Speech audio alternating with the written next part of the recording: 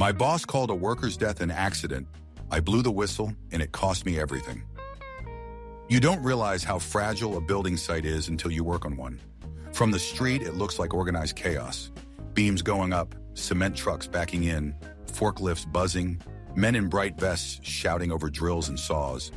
But inside, it's held together with duct tape, half-finished paperwork, and the unspoken agreement that everyone pretends it's safer than it actually is. I got the job about a year ago.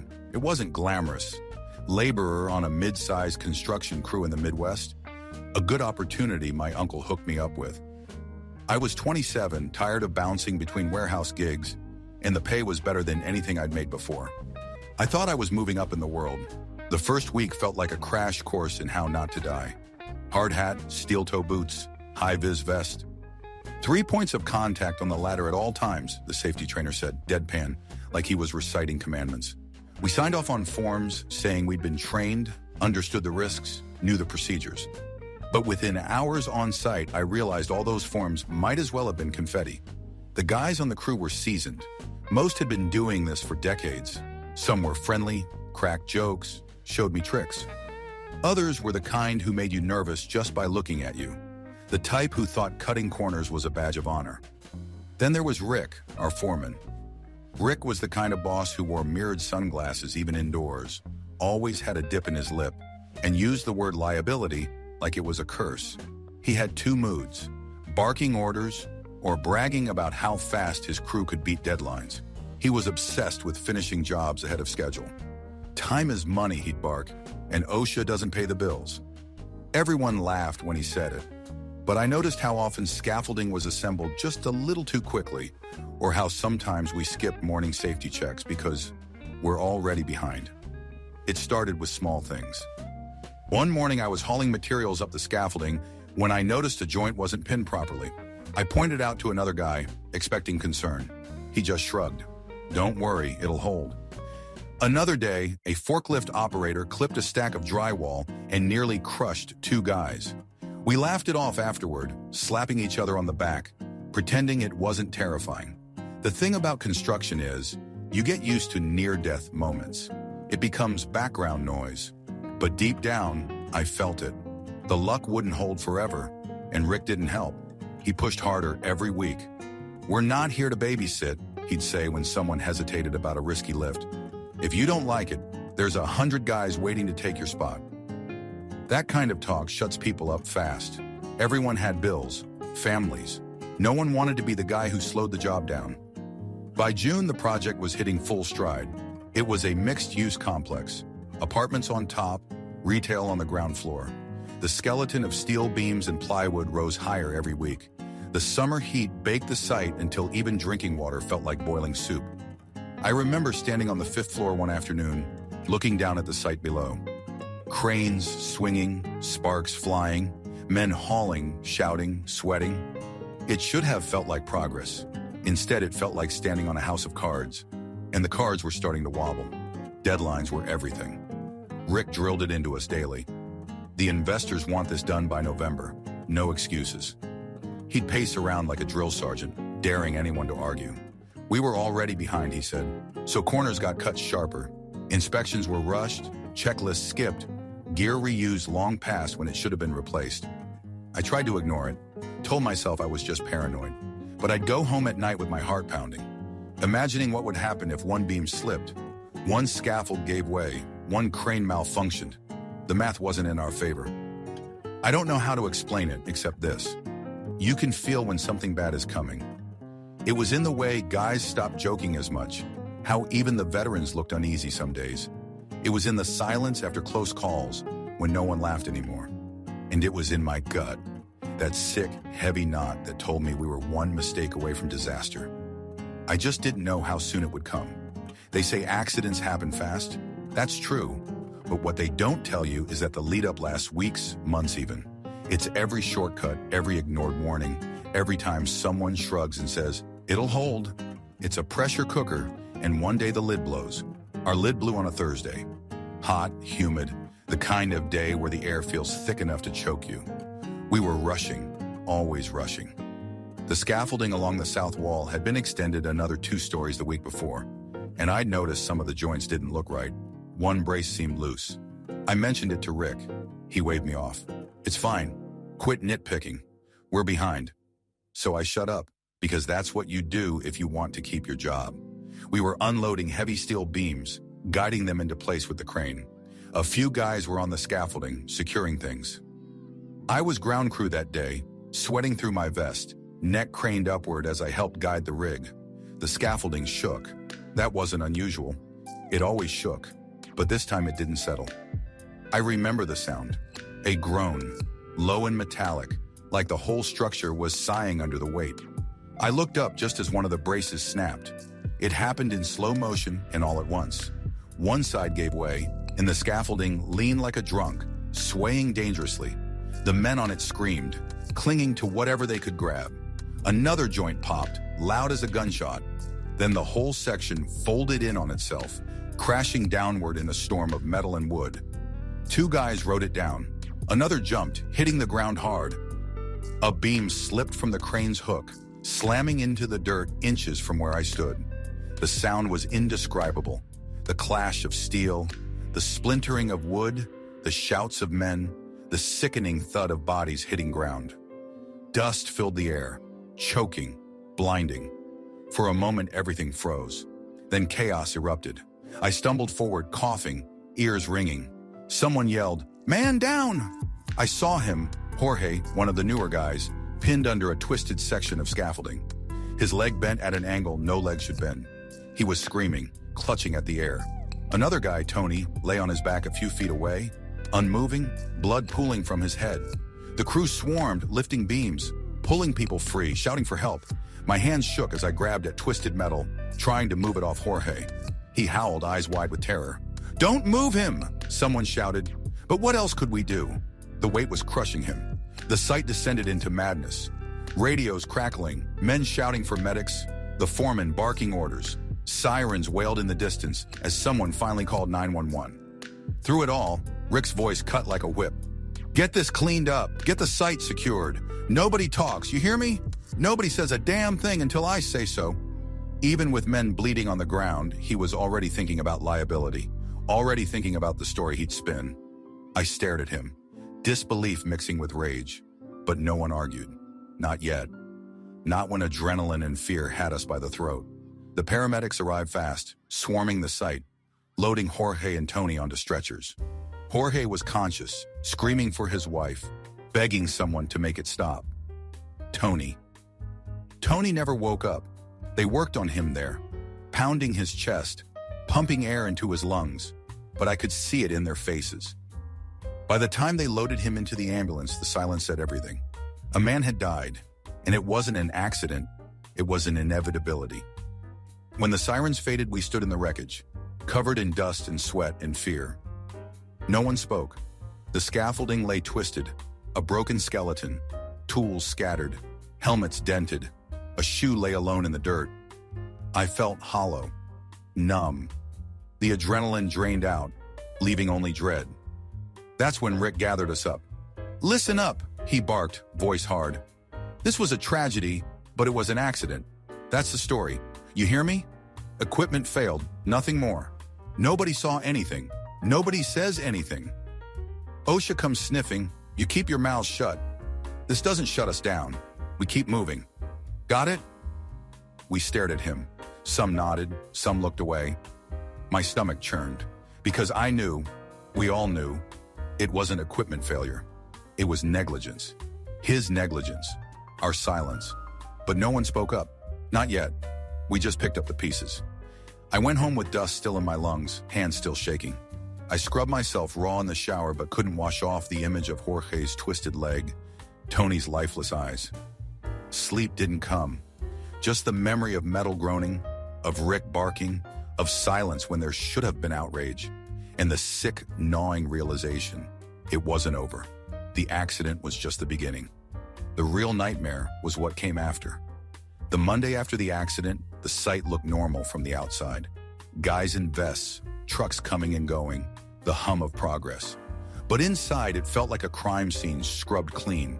The scaffolding had been cleared away, fresh material stacked in its place, like nothing had happened. But everyone knew. The silence was heavy, oppressive. Rick called us into the trailer. He stood at the front, sunglasses perched on his hat, arms crossed like a general addressing troops. Behind him sat two men in suits, corporate guys I'd never seen before. "All right," Rick started, voice clipped. "Last week was a tragedy, but it was an accident. That's what happened, and that's what we're telling anyone who asks. OSHA might come around, maybe the police. You answer what you have to, but nothing more. Equipment failed, we're investigating, end of story." One of the suits, gray hair, sharp jaw, chimed in. "This project is too big to stall. Investors are nervous. We need to keep moving. If OSHA shuts us down, it costs millions. And if they sniff negligence..." He let the words hang. Everyone shifted uncomfortably. Rick's voice hardened. "So no one saw anything out of place. No loose braces, no skipped checks. Got it?" The room stayed silent. I felt sweat on the back of my neck. Finally, one of the older guys muttered, "Got it." The rest of us followed. What else could we do? Say the truth and lose our jobs? Be blacklisted? From then on, it was constant. Rick pulling guys aside, reminding them, "You didn't see anything, right?" The corporate guys walking the site, making notes, giving fake smiles. One day, Rick cornered me. "You looked shaken up last week. Just making sure you're clear. This was an accident. Don't let anyone confuse you." I nodded, throat dry. "Yeah, accident." But inside, my stomach twisted. Because I remembered pointing out that loose brace. I remembered Rick brushing me off. And now Tony was dead. Jorge might never walk right again. And we were all supposed to pretend it was a fluke. Jorge survived. His leg was shattered, multiple surgeries. He wasn't coming back to work anytime soon. His wife showed up at the site one day, holding their baby, tears in her eyes. She asked questions. "Why did this happen? Jorge said the scaffolding wasn't safe. He told me." No one met her gaze. Rick came out, smooth as ever, hands on his hips. "It was an accident, ma'am. We're doing everything we can to support him." She didn't buy it. You could see it in her eyes, but what could she do? She wasn't there. She didn't have proof. I wanted to speak up, to tell her what I saw. But Rick's glare froze me, and my paycheck chained my tongue. That guilt dug in deep. It didn't take long. 2 weeks later, OSHA inspectors showed up. Clipboards, hard hats, sharp eyes scanning everything. Rick turned on the charm, guiding them around, pointing out safety posters, demonstrating checklists we never actually used. He smiled, joked, acted like a model foreman. They interviewed some of us. When they got to me, my heart pounded. "Did you notice any equipment issues before the collapse?" one inspector asked. I swallowed hard. Rick was just out of earshot, but I could feel his presence like a knife at my back. "No," I said. "It seemed fine." The inspector studied me. Pen hovered over clipboard. "Nothing unusual." I shook my head. "Nothing." He scribbled, moved on. And just like that, I was complicit. That night, I couldn't sleep. I replayed Jorge's screams, Tony's stillness, Rick's words. Accident, accident, accident. But it wasn't an accident. It was negligence. It was pressure. It was fear of speaking up. I started writing things down. Dates, incidents, corners cut, the brace I'd pointed out. Notes on Rick's orders. I didn't know why.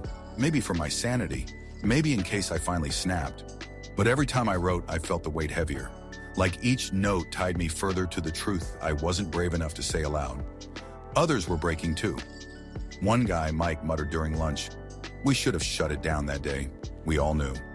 Another just shook his head, staring at his sandwich like it might bite him back. The whispers grew, but no one dared speak above a murmur, because Rick still walked the site like a hawk, barking, glaring, reminding us all who held the power. Then came the day Rick pulled me aside again. His voice was low, controlled. "OSHA might circle back. Just remember, if anyone steps out of line, if anyone says something stupid, it won't just cost them their job. It'll cost everyone here. You want that on your conscience?"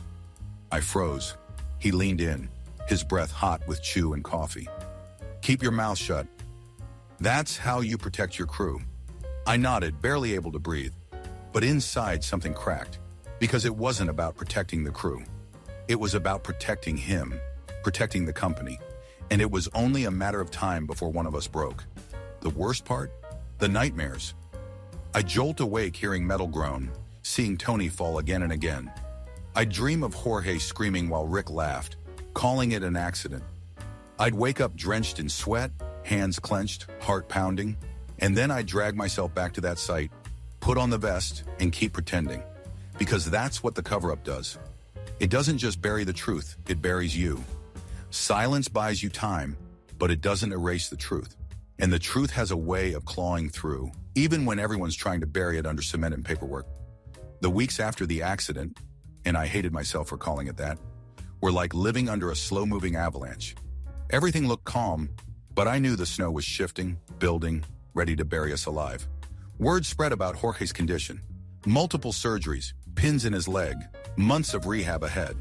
His wife set up a GoFundMe that started making the rounds. Co-workers shared it, neighbors. Even some local news outlets picked it up. That attention made the company nervous. Jorge's wife came by again, this time with her brother.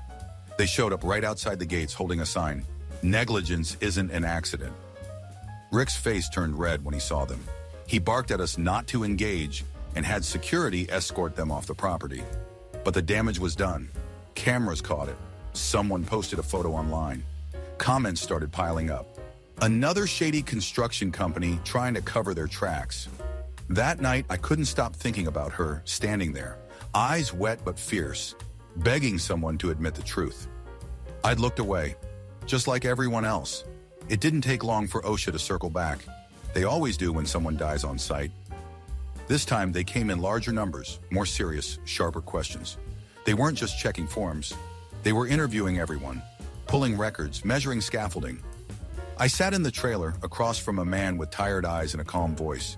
He asked me again about the day, about the scaffolding. "Did you notice anything unusual before the collapse?" My mouth went dry. My brain screamed yes. My memory replayed the loose brace, my voice pointing it out, Rick waving me off, but my lips said, "No, it seemed fine." He studied me for a long moment. "You sure about that?" I nodded, throat tight. He scribbled something, leaned back. "All right." When he left, Rick clapped me on the back. "Good man." I wanted to vomit. Not long after, whispers started. Quiet, dangerous whispers. OSHA thinks someone screwed up the setup. Management's looking for who signed off on the inspection that day. Someone's going down for this. The word "fall guy" floated through the crew like smoke. Nobody said it directly, but we all felt it. Somebody was going to carry the weight so the company wouldn't. One afternoon, I walked into the trailer and saw Rick in the suits in low conversation. They stopped when they saw me. Too fast. Too obvious. Rick gave me a tight smile. "We might need you to clarify a few things for the investigators. Just make sure you're clear on what you saw. Don't get confused." The way he said it made my stomach twist. Like I was already being lined up. The crew was fracturing. Guys who used to joke together now sat in silence at lunch. Some muttered that Jorge should sue.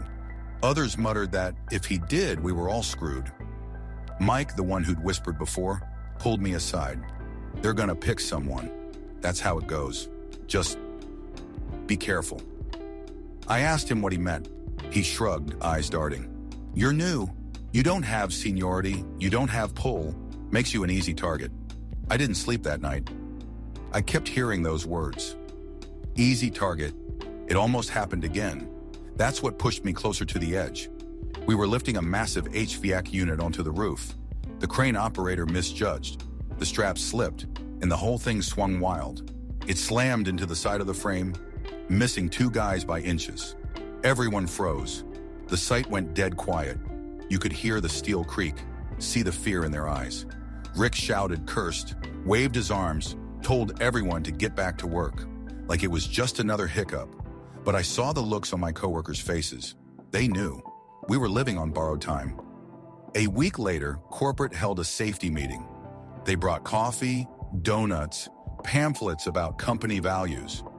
A guy in a tailored suit stood at the front, talking about how safety was their top priority, how tragedies sometimes happen despite our best efforts. It was surreal. We sat there nodding, while the walls practically dripped with lies. Afterward, Rick cornered me again. His smile was sharp this time. "Remember, you were ground crew that day.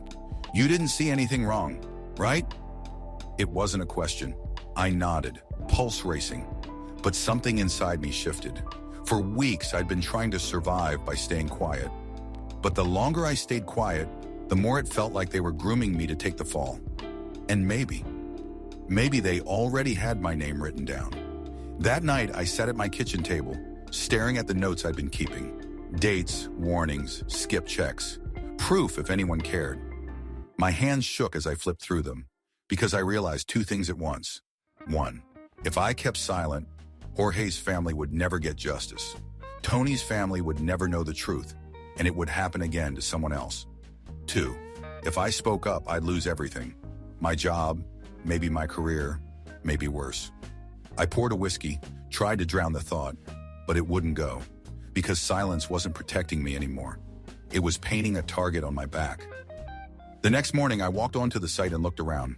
The men working, the machines moving, the scaffolding standing tall again as if nothing had happened. I realized I hated it. Hated the noise, the dust, the lies in the air. And for the first time, I thought, maybe it's worth burning it all down. The thing about pressure is, it doesn't just push down, it warps everything around it. By the time October rolled around, the whole job site felt like it was bending under the weight of lies. Every look, every silence, every fake smile was part of a script none of us wanted to be in. And I knew it couldn't last. Not for me, not for anyone. I started documenting everything, quietly, carefully. On my phone, I snapped photos of scaffolding that wasn't braced, ladders with missing feet, cracked harnesses tossed back into rotation. At home, I typed notes on my laptop.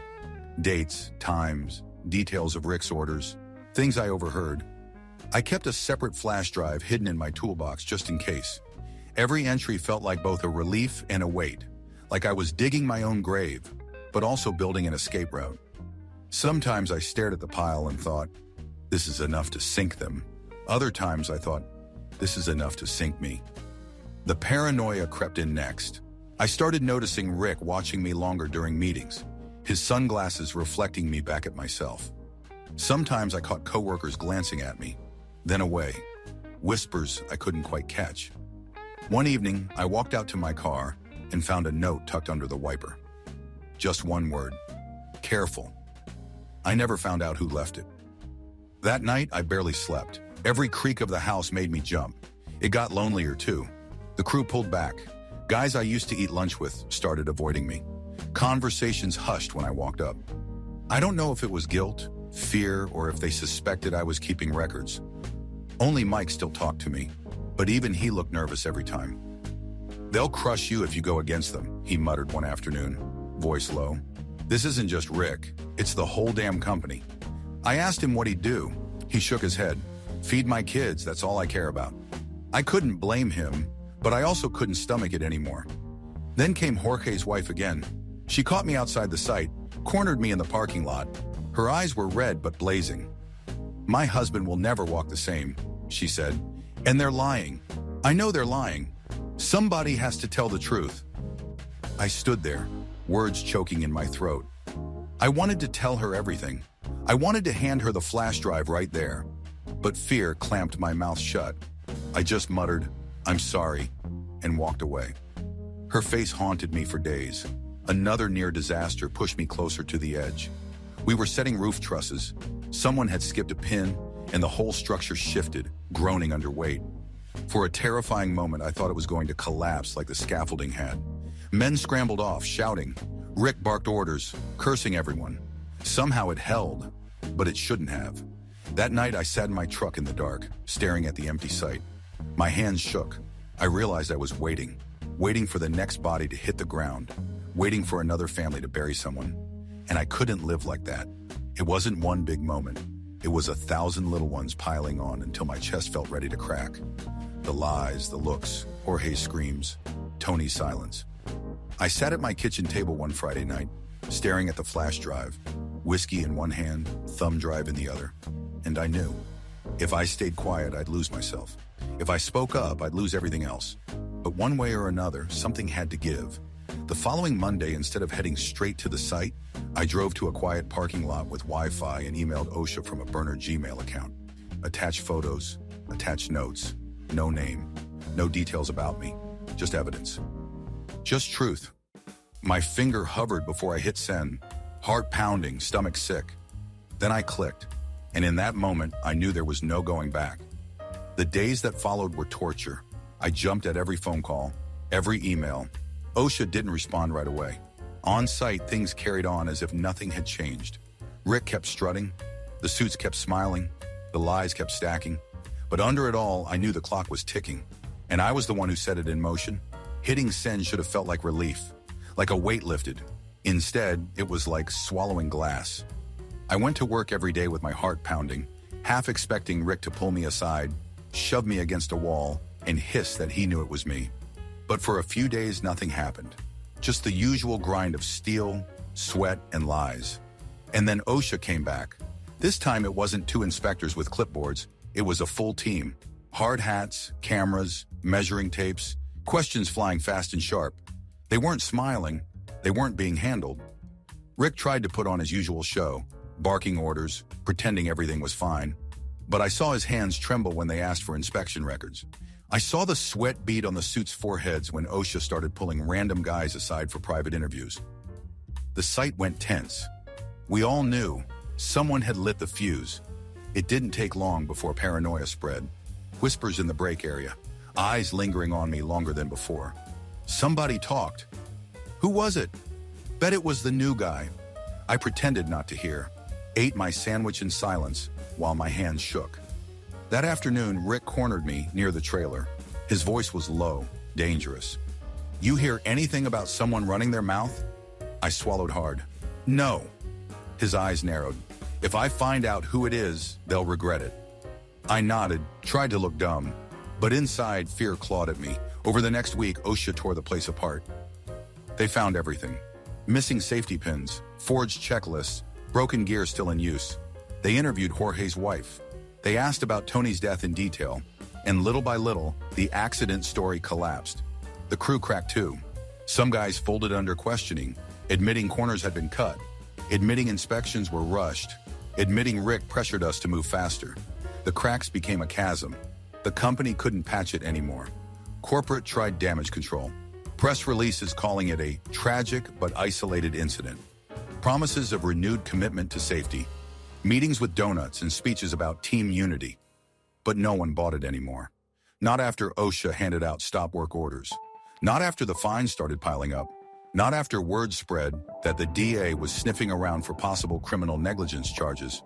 Rick disappeared one morning. Rumor was he'd been reassigned. We all knew what that meant. They were tossing him under the bus, hoping it would stop the wheels from rolling over the rest of them. I thought maybe I'd feel relief, vindication, but mostly I felt exposed. The crew looked at me differently, some with gratitude maybe, others with suspicion, resentment. I could see it in their eyes. Was it him? Did he talk? Mike pulled me aside one last time. If it was you, I get it, but be careful. Companies like this, they don't forgive, and they don't forget. A week later, my hours were cut. Budget reasons, they said. A week after that, I was let go. No explanation, no paper trail, just gone.